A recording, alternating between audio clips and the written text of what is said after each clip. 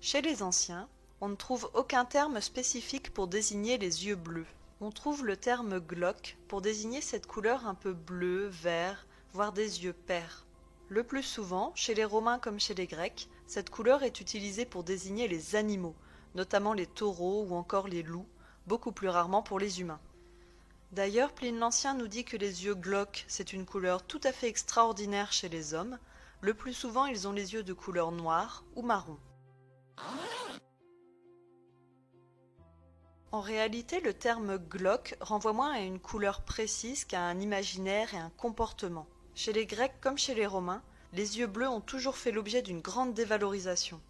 On considère que c'est un signe de faiblesse, notamment de faiblesse à la lumière du jour, à tel point que le mot glauque a donné le mot glaucome, une maladie qui mène jusqu'à la cécité.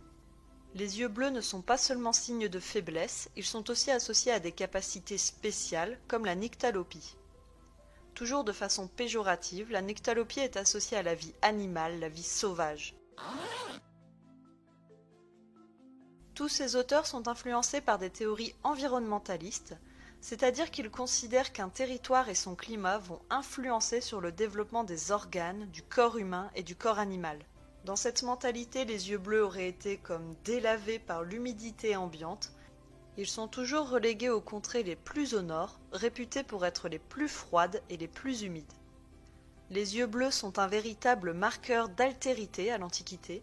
Ils sont synonymes d'éloignement géographique, mais aussi comportemental, à la limite entre l'humanité et l'animalité.